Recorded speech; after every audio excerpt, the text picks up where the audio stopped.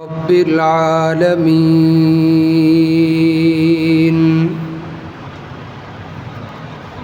والعاقبة للمتقين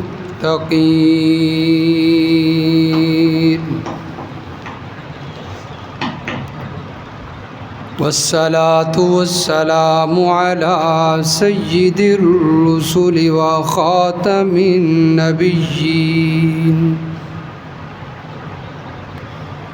وعلى آله وأصحابه أجمعين، خصوصاً على الخلفاء الراشدين المهديين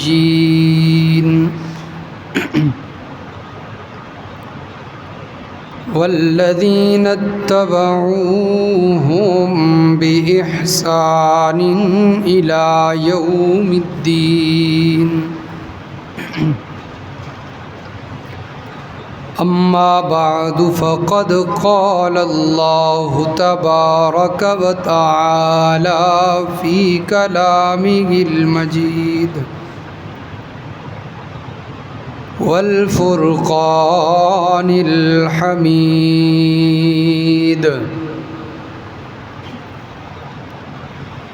أعوذ بالله من الشيطان الرجيم، بسم الله الرحمن الرحيم.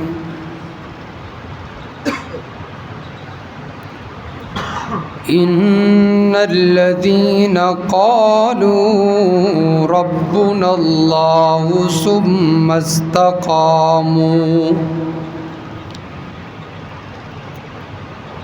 تتنزل عليهم الملائكة ألا تخافوا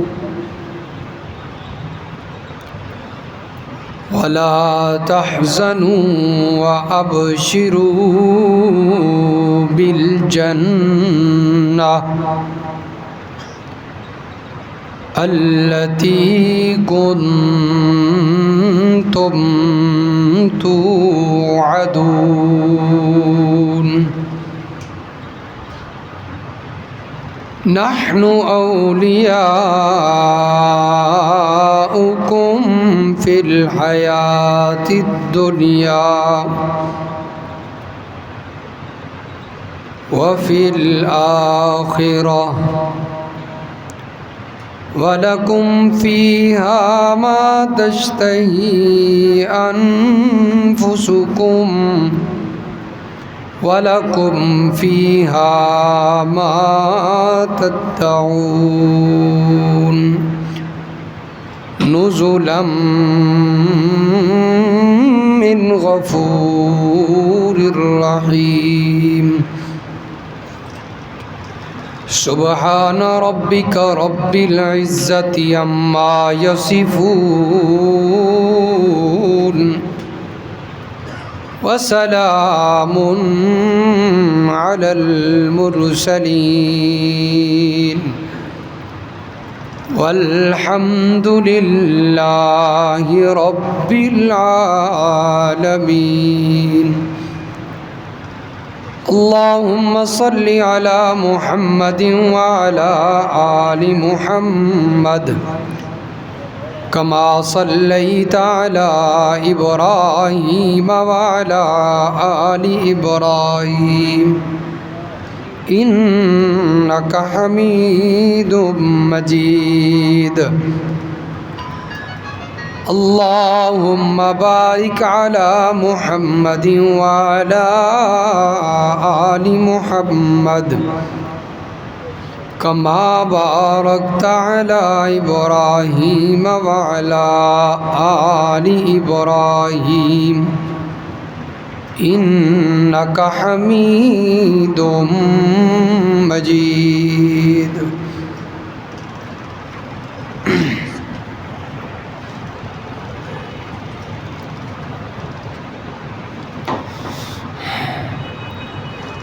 انتہائی واجب الاحترام معزز مکرم سامعین، محترم بزرگوں، عزیز دوستوں،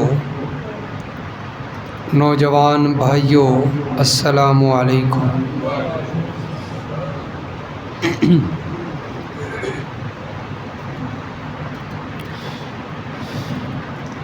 رمضان المبارک کا مہینہ اپنے اختتام کو ہے۔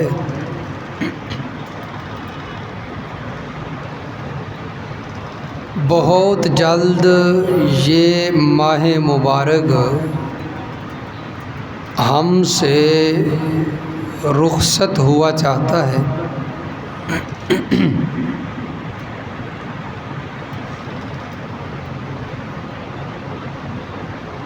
اس ماہ مبارک کے اندر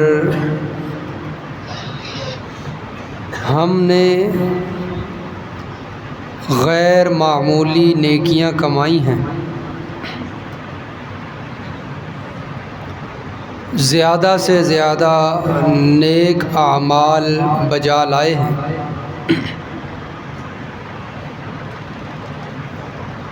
اور اللہ تبارک و تعالی کو راضی کرنے کی کوشش کی ہے۔ نیک اعمال بجا لاتے ہوئے گناہوں سے اجتناب کیا ہے، مگر بہت سارے لوگ ایسے بھی ہیں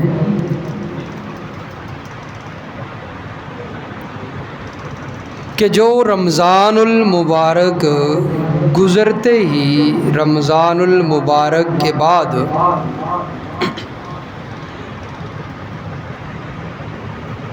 رمضان المبارک کے اندر کیے ہوئے اعمال کو خیر آباد کہہ دیتے ہیں کہ رمضان المبارک کے مہینہ میں تو بہت سارے اعمال کرتے رہے، لیکن جب رمضان کا مہینہ گزرا تو پھر ان اعمال کی فکر تک نہیں، اور پھر ان اعمال کے اندر ثابت قدمی نہیں رہتی، یعنی وہ صرف رمضان کے اندر تو چلتے رہے، لیکن رمضان کے بعد وہ اعمال چھوٹ گئے۔ تو قرآن و حدیث کے اندر ایسے چند اسباب ذکر ہیں کہ جن پر عمل کرنے کی وجہ سے انسان ثابت قدم رہ سکتا ہے۔ اگر انسان چاہتا ہے کہ میں رمضان المبارک کے اندر جس طرح اعمال کرتا رہا ہوں اسی طرح باقی سال بھی میں اعمال پر ثابت قدم رہوں، تو قرآن مجید، فرقان حمید اور احادیث مبارکہ کے اندر جو چند اسباب ذکر کیے گئے ہیں ان کا جاننا ضروری ہے۔ بزرگوں پیچھے بیٹھ جاؤ۔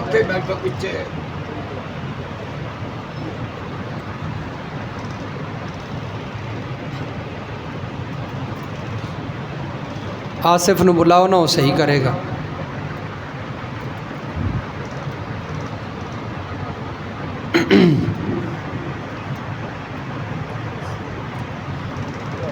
سب سے پہلا اور سب سے اہم سبب وہ ہے ثابت قدمی کی دعا، کہ انسان اپنے رب سے دعا کرے کہ یا اللہ مجھے ان اعمال پر ثابت قدم رکھ، کیونکہ انسان کا نفس کسی وقت بھی بھٹک سکتا ہے، انسان کا دل کسی وقت بھی پھر سکتا ہے، تو اپنے دل کو ثابت قدم رکھنے کے لیے دعا کی ضرورت ہے، کیونکہ نبی علیہ الصلوۃ والسلام نے فرمایا کہ انسان بنی آدم کے دل رحمان کی 2 انگلیوں کے درمیان ہوتے ہیں، اور رحمان جب چاہتے ہیں اسے پھیر دیتے ہیں۔ تو اس لیے دل پھرتے ہوئے پتہ بھی نہیں چلتا کہ انسان نیکیاں کرتا کرتا اچانک برائیوں میں لگ جاتا ہے۔ تو نیکیوں پر ثابت قدم رہنے کے لیے اپنے رب سے دعا ضروری ہے، اور قرآن مجید نے جو چند دعائیں سکھلائی ہیں اس میں سورۃ آل عمران کے اندر ایک دعا مذکور ہے، ایسے ہی کرو، موبائل صحیح کرو، ذرا توجہ میری طرف رکھیے تاکہ وہ دعائیں بھی آپ کے سامنے ہوں اور آپ یاد کر سکیں، مشکل نہیں ہے۔ فرمایا ربنا لا تزغ قلوبنا بعد اذ هديتنا وهب لنا من لدنك رحمة انك انت الوهاب۔ سورۃ آل عمران، اور یہ 3 پارہ ہے۔ حوالے بتا رہا ہوں، اگر کسی نے دعا یاد کرنی، بلکہ یاد کرنی چاہیے سب کو، کسی کا کیا لفظ ہے، سب کو یاد کرنی چاہیے اور رب سے مانگنا چاہیے۔ سورۃ آل عمران اور اس کی آیت نمبر 8 ہے، پارہ نمبر 3 ہے۔ رب العالمین نے دعا ذکر فرمائی ہے، ربنا لا تزغ قلوبنا بعد اذ ہدیتنا وہب لنا من لدنک رحمہ۔ اے ہمارے پروردگار، لا تزغ قلوبنا بعد اذ ہدیتنا، ہدایت ملنے کے بعد ہمارے دلوں کو ٹیڑھا نہ کرنا۔ یہ دعا کی جا رہی ہے، ثابت قدمی کی دعا۔ جب یا اللہ ہمیں ہدایت مل جائے، اس کے بعد ہمارے دلوں کو ہدایت سے پھیرنا نہیں، ہدایت پر ثابت قدم رکھ۔ وَهَبْ لَنَا مِن لَّدُنكَ رَحْمَةً، اور اے ہمارے پروردگار ہمیں اپنی طرف سے رحمت عطا فرما۔ إِنَّكَ أَنتَ الْوَهَّابُ، کیونکہ بے شک تو ہی عطا کرنے والا ہے۔ عطا کرنے والا کون ہے؟ اس لیے یا اللہ ہم تجھ سے مانگتے ہیں، تو ہمیں ثابت قدم رکھ۔ اور ایک اور مقام رب العالمین اسی پارے کے اندر، بلکہ اس سے پچھلا پارہ دوسرا پارہ اور اس کا بالکل آخر ہے، اور سورۃ البقرہ کی آیت نمبر 250 ہے، اس کے اندر بھی ایک دعا ذکر ہے۔ رب العالمین فرماتے ہیں، ربنا افرغ علینا صبرا وثبت اقدامنا وانصرنا علی القوم الکافرین۔ جب 2 لشکر آمنے سامنے ہوئے، ایک طرف مسلمانوں کا لشکر ہے اور ایک طرف کفار کا لشکر، مسلمانوں کا لشکر تھوڑا سا اور کفار کا لشکر بہت زیادہ۔ اور یہ واقعہ بنی اسرائیل کے لوگوں کا ہے۔ مسلمانوں کا لشکر جو تھا اس کا قائد اور اس کا سپہ سالار، اس کا نام طالوت تھا، اور جو مقابلے کے اندر کفر کا لشکر ہے اس کے سپہ سالار اور قائد کا نام جالوت ہے۔ طالوت اور جالوت، ان دونوں کا واقعہ ذکر۔ جب طالوت کے لشکر نے، مسلمانوں کے لشکر نے جالوت کے لشکر کافروں کے لشکر کو دیکھا تو اس وقت دل کے اندر یہ بات آئی کہ ہم تو تھوڑے سے ہیں، یہ بہت زیادہ ہیں، کیسے ان کا مقابلہ کریں گے، کیسے مقابلہ کریں گے؟ لیکن گھبرائے نہیں، فوراً کیا کہتے ہیں؟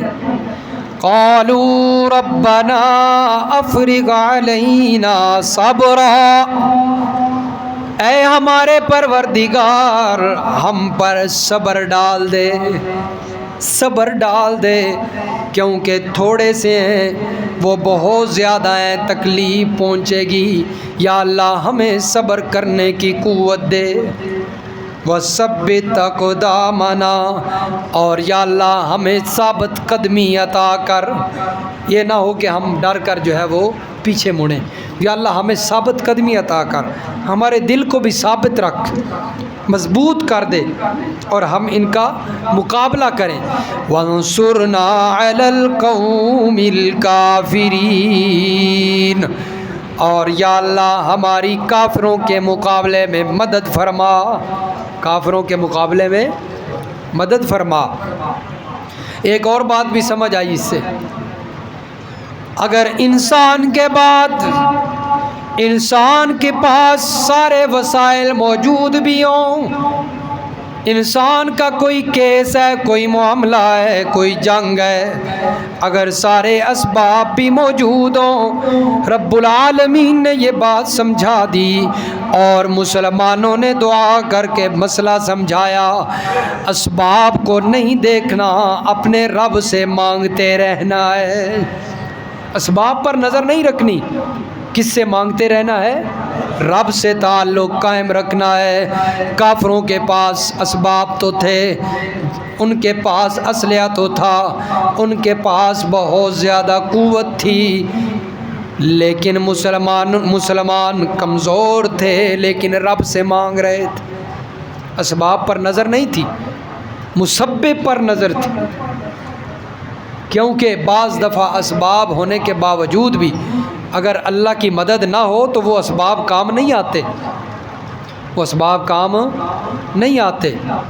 اگر اسباب جو ہیں وہی ان کے اوپر سارا نتیجہ منحصر ہوتا تو پھر روس اور امریکہ کبھی افغانستان سے بھاگتا نہ۔ افغانستان جو مجاہدین طالبان تھے ان کے پاس کون سے اسباب تھے؟ صرف ان کے پاس ایمانی قوت تھی، وہ تو پیازوں کے ساتھ روٹی کھایا کرتے تھے، اور یہ بدماش جو ہے وہ اپنے محلوں میں بیٹھ کر اعلیٰ قسم کے کھانے کھاتے، لیکن وہاں سے بھاگے، وجہ کیا تھی؟ ان کی نظر اسباب پر تھی اور مجاہدین کی نظر مسبب پر تھی، وہ اس سے مانگ رہے تھے۔ وہ راتوں کو اٹھ کر تنہائی کے اندر نفل پڑھ کے، تہجد پڑھ کے، رو رو کے اپنے رب کے سامنے گڑ گڑاتے، اور دن کو جو ہے وہ سارا دن لڑتے، بھوک اور پیاس کے ساتھ لڑتے۔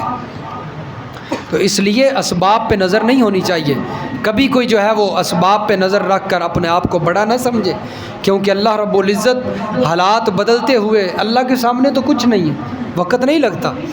ہاں جی، فرمایا کہ اپنے رب سے دعا کیجئے ثابت قدمی کی، اور نبی علیہ الصلوۃ والسلام دعا کیا کرتے تھے، یا مقلب القلوب ثبت قلبی علی دینک، اے دلوں کو پھیرنے والے، اے دلوں کو موڑنے والے، میرے دل کو دین پر ثابت رکھ، اپنے دین پر ثابت رکھ۔ رب العالمین کے محبوب پیغمبر بھی دعا کیا کرتے تھے، امام الانبیاء بھی دعا کرتے ہیں ثابت قدمی کی دعا، تو ہم کیوں نہ کریں؟ وہ اللہ کے نبی ہو کر دعائیں کر رہے ہیں، اور ہم کیوں نہ کریں گناہ گار ہو کے؟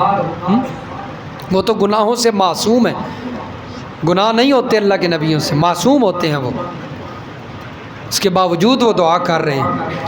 اور اسی طرح دوسرا سبب جو قرآن مجید نے ذکر فرمایا ہے کہ ہم رمضان المبارک کے اندر کیے جانے والے اعمال پر باقی سال بھی کیسے ثابت رہ سکتے ہیں، فرمایا دوسرا سبب اپنا تعلق قرآن سے جوڑیے۔ اپنا تعلق کس سے جوڑیے؟ قرآن سے جوڑیے۔ موبائل سے، باقی لہو و لعب سے، فحشات، باقی جو بے حیائیاں ہیں ان سے اپنا تعلق ختم کیجئے، جس طرح رمضان میں ختم کیا، ان سے ختم کر کے رمضان کے اندر جس طرح قرآن سے تعلق جوڑا ہے باقی سال بھی قرآن سے تعلق جوڑیے۔ رب العالمین فرماتے ہیں سورۃ النحل کے اندر اور اس کی آیت نمبر 102 ہے، فرمایا یہ جو قرآن آپ کے پاس جو قرآن نازل کیا ہے، فرمایا یہ ثابت قدم رکھنے کے لیے ہم نے نازل کیا ہے۔ آیت نمبر 102 ہے، فرمایا قل نزلہ روح القدس من ربک بالحق لیثبت الذین آمنوا وہدی وبشری للمسلمین۔ میرے پیغمبر کہیے، میرے پیغمبر ان کو بتائیے، نزلہ روح القدس من ربک، نزلہ روح القدس من ربک، یہ جو روح القدس فرشتہ جبریل امین یہ قرآن کو تیرے رب کی طرف سے اتارتا ہے۔ کہاں سے لے کر آتا ہے؟ رب کی طرف سے، اللہ کے پاس سے لے کر آتا ہے۔ اور اس کا مقصد کیا ہے؟ اللہ فرماتے ہیں لیثبت الذین آمنوا، تاکہ اللہ ایمان والوں کو ثابت رکھے۔ قرآن کے نازل کرنے کا مقصد کیا ہے؟ تاکہ اللہ ایمان والوں کو ثابت رکھے۔ تو معلوم ہوا قرآن سے تعلق یہ ایمان والوں کو ثابت رکھتا ہے، نیکیوں پر باقی رکھتا ہے۔ اسی طرح یہ سورۃ الفرقان ہے اور پارہ نمبر 19 ہے، اس کے اندر بھی اللہ فرماتے ہیں مشرکین نے اعتراض کیا، کفار نے اعتراض کیا، اللہ کے نبی پر اعتراض کیا، اور اعتراض یہ تھا کہ جس طرح باقی نبیوں پر تورات و انجیل، زبور، باقی صحیفے اکٹھے نازل ہوئے ہیں، اس طرح آپ پر قرآن اکٹھا نازل کیوں نہیں ہوا؟ تو آپ صلی اللہ علیہ وسلم کی نبوت کے انکار کی ایک وجہ یہ بھی تھی کہ کہتے تھے کہ ہم آپ کو اس وقت اللہ کا نبی مانیں گے جب آپ کے اوپر بھی باقی نبیوں کی طرح اکٹھا قرآن نازل ہو۔ تو پھر اللہ نے اس کا جواب دیا کہ ہم اپنے پیغمبر پر اکٹھا قرآن نازل کیوں نہیں کرتے؟ فرمایا وقال الذین لا يرجون لقاءنا لولا انزل علینا الملائکۃ او نرى ربنا۔ میرے پیغمبر قال الذین لا يرجون لقاءنا، جو لوگ قیامت پر یقین نہیں رکھتے، ہماری ملاقات پر یقین نہیں رکھتے، وہ کہتے ہیں کافر، لولا انزل علینا الملائکہ، کیوں نہیں نازل کیا گیا ہم پہ فرشتہ؟ ایک اعتراض یہ تھا نا کہ ہم پہ فرشتہ کیوں نہیں آیا، کہ اللہ نے آپ کو ہی نبی کیوں نہیں بنایا؟ ہمارے اندر بڑے بڑے سردار موجود تھے، ان کو اللہ نے نبی کیوں نہیں بنایا؟ فرمایا ایک اعتراض یہ تھا او نرى ربنا، یا کہتے کہ ہم اپنے رب کو دیکھ لیں اور دیکھ کر ایمان لے آئیں گے، ایک اعتراض یہ۔ اور دوسرا اعتراض فرمایا وقال الذین کفروا لولا نزل، کہنے لگے کافر کیوں نہیں نازل کیا گیا اس پیغمبر پر قرآن جملۃ واحدہ، یک بارگی، ایک ہی دفعہ سارا قرآن کیوں نہیں آیا؟ تھوڑا تھوڑا کیوں آتا ہے؟ کبھی ایک سورت، کبھی ایک آیت، کبھی ایک رکوع، یہ تھوڑا تھوڑا کیوں آ رہا ہے؟ رب العالمین نے جواب دیا کذالک، کذالک، اسی طرح ہم نازل کریں گے تھوڑا تھوڑا۔ کیوں؟ لنثبت بہ فؤادک، تاکہ میرے پیغمبر ہم اس کے ذریعے آپ کے دل کو ثابت رکھ سکیں، آپ کے دل کو ثابت رکھ سکیں۔ تو قرآن کے نزول کا مقصد اللہ نے بیان فرمایا، ایک کہ انسان اور ایمان والوں کے دلوں کو اللہ ثابت رکھنا چاہتے ہیں، مضبوط رکھنا چاہتے ہیں۔ وَرَتَّلْنَاهُ تَرْتِيلًا، اور ہم اس کو تھوڑا تھوڑا نازل کرتے ہیں۔ وَلَا يَأْتُونَكَ بِمَثَلٍ إِلَّا جِئْنَاكَ بِالْحَقِّ، کیوں تھوڑا تھوڑا نازل کیا؟ تاکہ میرے پیغمبر آپ کے دل کو، ایمان والوں کے دل کو بھی ثابت رکھا جائے، مضبوط رکھا جائے ایمان پر۔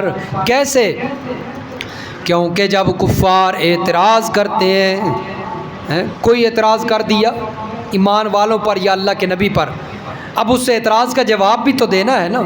اگر اللہ کے نبی اس کا جواب نہ دیں تو ایمان والوں کا ایمان تو کمزور ہو جائے گا کہ واقعی یہ کفار جو اعتراض کر رہے ہیں یہ اپنی بات میں ٹھیک ہیں، تو وہ مطمئن کرنے لگ جائیں گے۔ اللہ فرماتے ہیں میرے پیغمبر جب یہ کافر لوگ اعتراض کرتے ہیں، آپ پہ اشکال کرتے ہیں، میرے پیغمبر ہم فوراً قرآن نازل کر کے اس کا جواب دے کر ایمان والوں کے ایمان کو مضبوط کر دیتے ہیں۔ ہم جواب دیتے ہیں، ایمان والوں کا ایمان مضبوط ہو جاتا ہے کہ ہم اپنے ایمان پر ٹھیک ہیں، ہم غلط راستے پر نہیں۔ اس لیے اللہ فرماتے ہیں اگر چاہتے ہو کہ اعمال پر ثابت رہ جاؤ، جس طرح رمضان کے اندر اعمال کرتے رہے باقی دنوں کے اندر بھی اعمال ہوتے رہیں، تو پھر اپنا تعلق کس سے جوڑنا ہے؟ کس سے جوڑنا ہے؟ قرآن سے جوڑنا ہے۔ قرآن سے اپنا تعلق جوڑیے۔ اور ہماری صورتحال کیا ہے؟ ہم تو قرآن سننے کے لیے تیار نہیں ہوتے ہیں، قرآن بیان بھی ہوتا ہے، ہمارے پاس وقت ہی کوئی نہیں، اور سارے کاموں کے لیے وقت ہے لیکن رب کے قرآن کے لیے وقت کوئی نہیں۔ آج ہم اس سے منہ موڑتے ہیں نا، تو قیامت کے دن یہ قرآن ہم سے منہ موڑے گا اور کہے گا الہ العالمین، انہوں نے مجھے دنیا کے اندر رسوا کیا، انہوں نے مجھے دنیا کے اندر ذلیل کیا، انہوں نے مجھے دنیا کے اندر چھوڑ دیا، آج میرے پروردگار تو بھی ان کو رسوا کر۔ قرآن سفارش کرے گا ایمان والوں کے حق میں، قرآن والوں کے حق میں، اور جنہوں نے قرآن کو رسوا کیا، چھوڑ دیا، پیٹھ پھیر لی، تو فرمایا یہ ان کے حق میں شکایت کرے گا کہ یا اللہ تو بھی آج انہیں رسوا کر۔ تو اس لیے میرے دوستو ہمیں اپنی حالت ٹھیک کرنے کی ضرورت ہے اور قرآن سے جڑنے کی ضرورت ہے۔ اسی طرح ایک اور سبب بھی اللہ رب العزت قرآن مجید کی سورۃ الانفال کے اندر بیان فرماتے ہیں، اگر چاہتے ہو کہ ہم اسی طرح پورا سال نیک عمل کرتے رہیں، اللہ فرماتے ہیں پھر اللہ کا ذکر نہیں چھوڑنا، اللہ کا ذکر نہیں چھوڑنا، اللہ کا ذکر فرمایا کرتے رہیے، اللہ رب العزت تمہیں ان اعمال پر، نیک اعمال پر ثابت رکھیں گے۔ سورۃ الانفال کی آیت نمبر 45 ہے، رب العالمین فرماتے ہیں یا ایھا الذین آمنوا اذا لقیتم فئہ، اے ایمان والو جب تم کسی جماعت سے ملو، جہاد کے لیے نکلو اور سامنے کفار کی جماعت سے مقابلہ ہو جائے، آمنا سامنا ہو جائے، پھر کیا کرنا ہے؟ فَاثْبُتُوا، ثابت قدم رہو، وہاں سے بھاگنا نہیں ڈر کے، وَاذْكُرُوا اللَّهَ، اور اللہ کا ذکر کرو کثرت سے زیادہ اللہ کا ذکر کرتے رہو۔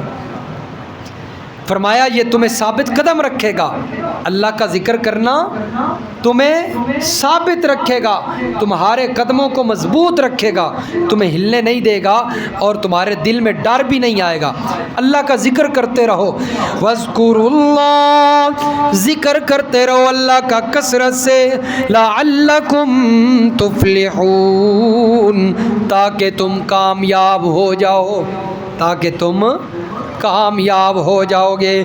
اللہ فرماتے ہیں ذکر کرنا تمہارا کام ہے، اللہ کو کثرت سے یاد کرنا تمہارا کام ہے، اور تمہیں کامیابیاں عطا کرنا میں رب العالمین کا کام ہے۔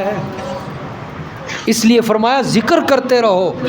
کوئی بھی پریشانی آ جائے نا، انسان پریشانی کے اندر ہو، کسی مصیبت میں ہو، تو اسے چاہیے کثرت سے اللہ کو یاد کرے، کثرت سے اللہ کا ذکر کرے.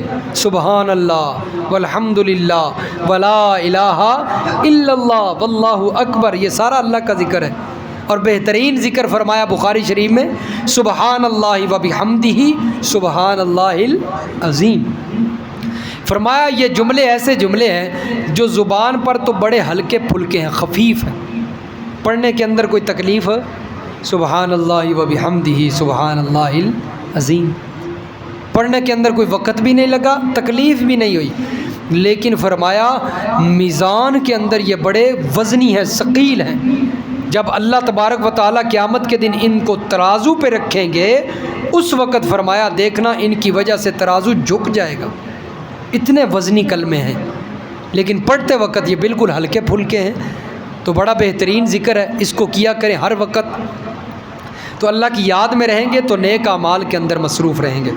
تو فرمایا ذکر اللہ کو یاد کرنا یہ بہت بڑا ایک سبب ہے انسان کو نیک اعمال پہ ثابت قدم رکھنے کا. اب دیکھیے اللہ کے پیغمبر ہیں حضرت یوسف علیہ السلام، اور یہ وہ پیغمبر ہیں کہ جن کا تذکرہ اللہ رب العزت نے پوری ایک سورت میں کیا ہے. سورہ یوسف نام ہے اس کا، پوری سورت کے اندر انہی کا تذکرہ ہے تفصیل کے ساتھ، بچپن سے لے کر آخر تک. یہ ان کو اعزاز حاصل ہے. اور پھر فرمایا کہ حضرت یوسف علیہ السلام کو یہ بھی اعزاز حاصل ہے کہ ان کے والد بھی نبی تھے، ان کے دادا بھی نبی تھے، ان کے پردادا بھی نبی تھے. حضرت ابراہیم علیہ السلام بھی نبی، حضرت اسحاق علیہ السلام بھی نبی، حضرت یعقوب علیہ السلام والد بھی نبی، اور حضرت یوسف علیہ السلام بھی نبی. تو یہ ان کی شان ہے. تو حضرت یوسف علیہ السلام کا تذکرہ دیکھیے رب العالمین نے سورہ یوسف میں کیا ہے. اور دیکھیے کیسے ذکر اللہ کی وجہ سے، اللہ کے ذکر کی وجہ سے کیسے وہ ثابت قدم رہے اور گناہ کی طرف وہ مائل نہ ہو سکے. حضرت یوسف علیہ السلام کو جب زلیخا جو کہ سارے اختیارات رکھنے والی ہے، عزیز مصر کی بیوی ہے، بادشاہ کی بیوی ہے، اور پھر اس کے پاس سارے اختیارات تو ہوتے ہیں نا، بادشاہ بھی اسی کے اختیار میں ہوتا ہے. بیوی وہ چیز ہے کہ خامد بھی اسی کے اختیار میں ہوتے ہیں، تو سارے اختیارات اس کے ہاتھ میں. اور پھر ساری عورتوں کے اندر مصر کے اندر سب سے خوبصورت جمال، پیکر جمال، خوبصورت عورت ہے. حضرت یوسف علیہ السلام پر حملہ کر رہی ہے، گناہ کی دعوت دیتی ہے. حضرت یوسف علیہ السلام کو قرآن ذکر فرماتا ہے. فرمایا حضرت یوسف علیہ السلام جب اپنی جوانی کے اندر ہیں، کڑیل جوان، اشدہ جوان، یہ نہیں کہ کوئی بچپنا ہو یا بڑھاپا ہو، جوانی ہے. اور جوانی کے اندر پتہ ہے انسان کی شہوت بھی جوان ہوتی ہے، گناہ کی دعوت دینا آسان ہوتا ہے. حضرت یوسف علیہ السلام جوانی کے اندر ہے. قرآن کہتا ہے وراودته التي هو في بيتها عن نفسه وغلقت الابواب وقالت هيت لك. عزیز مصر کی بیوی نے، مصر کے بادشاہ کی بیوی نے ارادہ کیا اور فرمایا اپنے گھر کے اندر حضرت یوسف علیہ السلام کو بند کیا ہوا ہے. وغلقت الابواب، دروازے بھی بند ہیں، اور دروازے پہ دروازہ، دروازے پہ دروازہ، تالے لگے ہوئے ہیں. اور آخری کمرے کے اندر جا کر حضرت یوسف علیہ السلام کو کہتی ہے تیرے سامنے جوان عورت کھڑی ہے، تو بھی جوان ہے، خوبصورت عورت تیرے سامنے کھڑی ہے، اور خود دعوت دیتی ہے ہائی تلک، آ جا آ جا، گناہ کی دعوت دے رہی ہے۔ قرآن کہتا ہے قال معاذ اللہ انہ ربی احسن مثواج۔ جس وقت ایک خوبصورت نوجوان کو، ایک خوبصورت نوجوان، ابھی تک حضرت یوسف نبی نہیں بنے، نبوت نہیں ملی، خوبصورتی کا پہ کر جوانی بڑے جوب بن پا رہا ہے، اور خوبصورت عورت سامنے سے دعوت دیتی ہے زنا کی، اور دروازے بھی بند ہیں، کوئی اور بندہ بھی موجود نہیں ہے۔ اس وقت قرآن کہتا ہے حضرت یوسف علیہ السلام کے دل میں رب کا ڈر موجود ہے، اور فوراً اللہ کا ذکر کیا، فوراً اللہ کو یاد کیا، اور کہنے لگے قال معاذ اللہ، اے میرے پروردگار، یہاں پر اگر تو اپنے نیک بندے کو بچا سکتا ہے تو تو ہی بچانے والا ہے، اور کوئی بچانے والا۔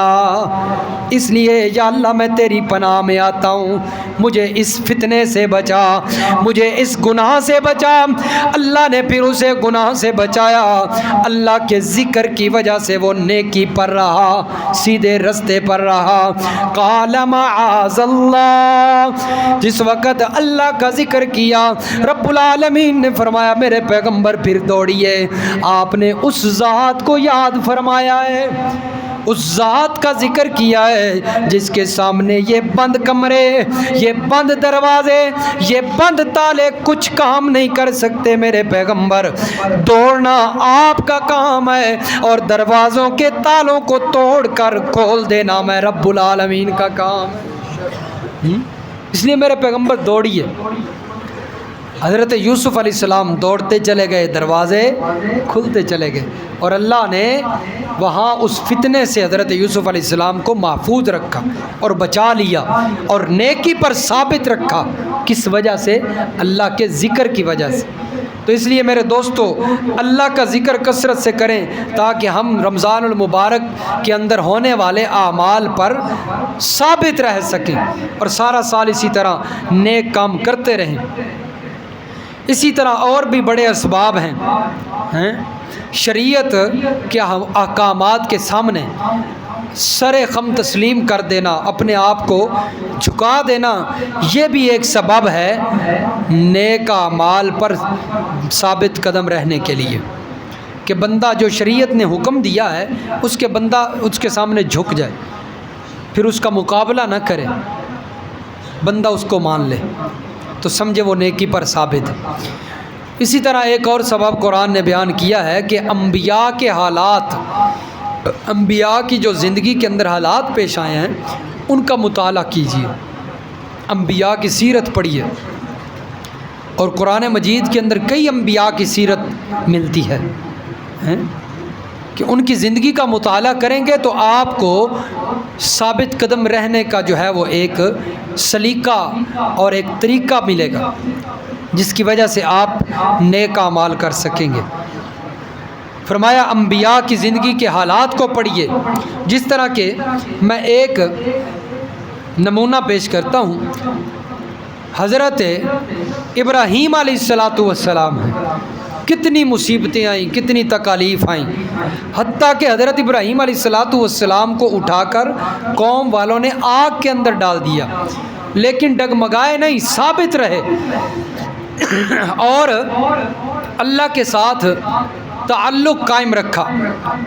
چنانچہ حدیث پاک کے اندر آتا ہے فرشتوں نے اللہ کے محفل میں بیٹھ کر فرمایا کہ گزارش کی یا اللہ تیرا نیک بندہ ہے اور تیرا ماننے والا ہے، اس کو اٹھا کر آگ کے اندر پھینکا جا رہا ہے، جل جائے گا، یا اللہ ہمیں حکم دیجیے ہم اسے بچا لیں۔ فرمایا فرشتوں مجھے میرا بندہ ہے، مجھے پتہ ہے وہ کبھی بھی جو ہے وہ آپ کی اس گزارش کو قبول نہیں کرے گا۔ فرشتوں نے کہا نہیں یا اللہ، ہم سے یہ بات برداشت نہیں ہوتی، ایک تیرا نیک بندہ عبادت کرنے والا وہ آگ میں جل رہا اور ہم بیٹھ کے، یا اللہ ہمیں حکم دے۔ ٹھیک ہے جاؤ فرشتوں۔ جبریل کی قیادت میں فرشتے آ گئے، ہوا والا بھی فرشتہ، بارش والا بھی فرشتہ، اور بھی فرشتے۔ جبریل آ کر حضرت ابراہیم علیہ السلام کو کہتا ہے کہ اگر آپ حکم کریں تو ہم اللہ کے حکم سے، اللہ کی اجازت سے آئے ہیں۔ ہوا والے فرشتے کو حکم کریں یہ ہوا چلائے اور ساری آگ یہاں سے نکال کر ان کفار کے اوپر برسائے۔ حضرت ابراہیم نے فرمایا نہیں، بارش والا فرشتہ ہے، حکم کریں اور بارش برسائی جائے، یہ ساری آگ بجھ جائے، آپ بچ جائیں۔ حضرت ابراہیم نے فرمایا میں ایک اللہ کو ماننے والا، ایک اللہ کی عبادت کی خاطر اس آگ کے اندر آیا ہوں۔ حسبی اللہ و نعم الوکیل، مجھے اللہ کافی ہے اور وہ اچھا کار ساز ہے، اچھا مدد کرنے والا ہے، اس لیے مجھے تمہاری مدد کی ضرورت نہیں۔ میرا تعلق اور میری نظریں صرف اور صرف اللہ پر قائم ہے۔ اور جب یہ بات حضرت ابراہیم علیہ السلام نے فرمائی، اللہ نے حکم دیا قلنا یا نار رکونی بردا وسلاما علی ابراہیم۔ اللہ فرماتے ہیں ہم نے آگ کو حکم دیا سلامتی والی بن جا، ٹھنڈی ہو جا ابراہیم کے لیے ٹھنڈی ہو جا اور سلامتی والی بن جا۔ فرمایا کہ حضرت ابراہیم علیہ السلام پر جب اللہ کی طرف سے مدد آئی تو پھر کیا ہوا؟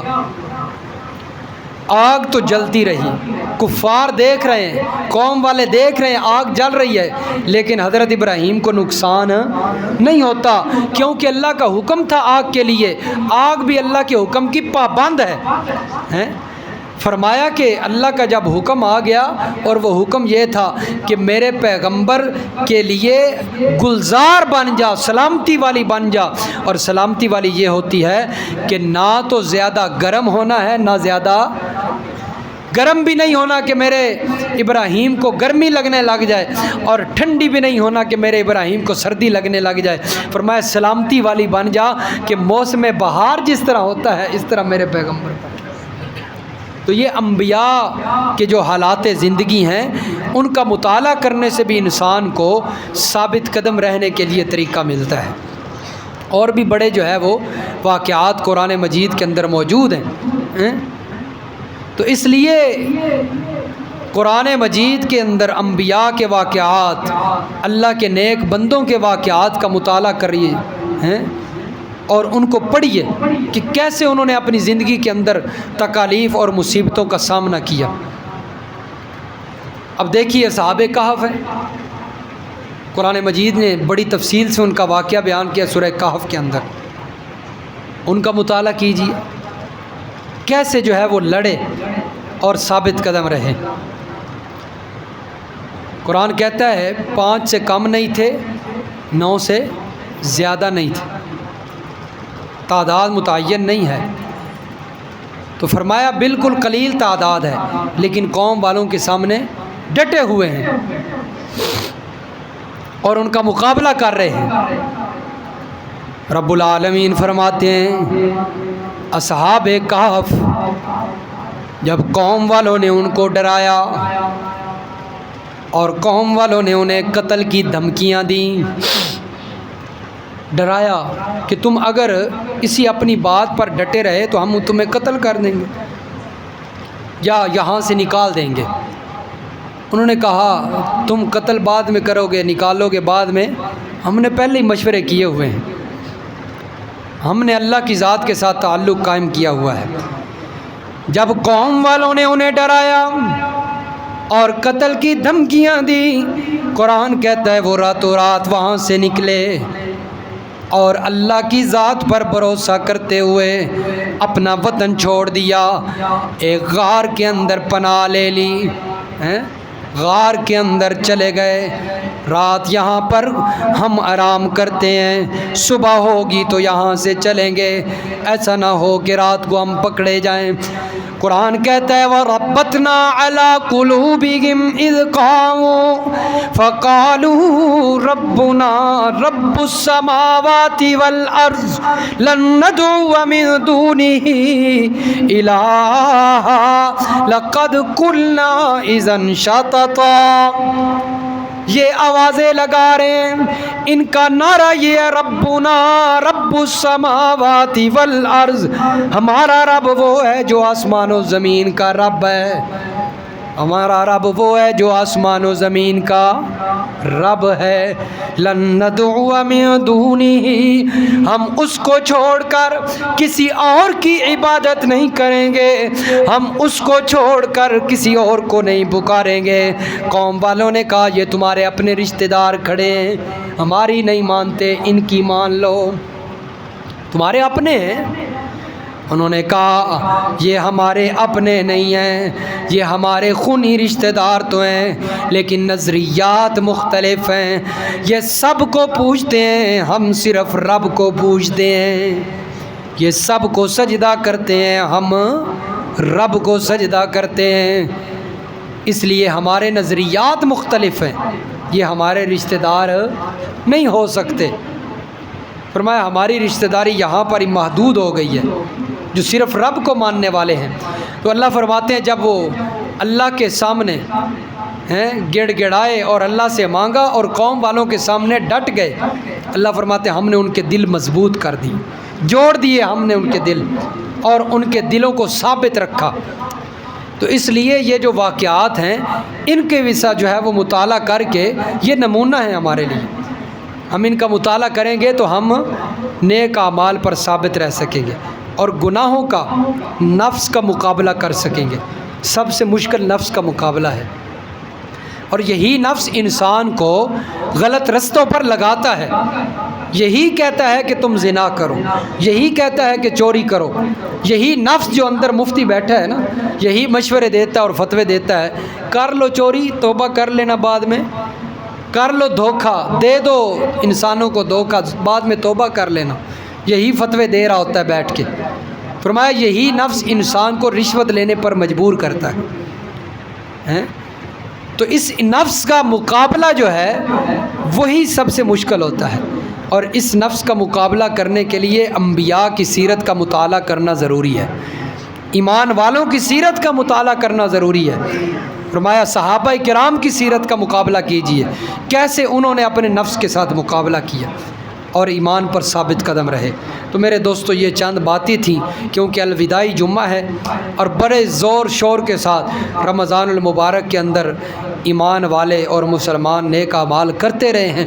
اللہ ایک تو ان کو قبول فرمائے، اور پھر ہمیں سب کو ایمان والوں کو اللہ اسی طرح جس طرح رمضان المبارک کے اندر اعمال کی توفیق دی ہے، اسی طرح باقی سال بھی اللہ ہمیں اس کی توفیق عنایت فرمائے، اور ان نیک اعمال پر، نیکیوں پر اللہ ہمیں ثابت قدم رکھے۔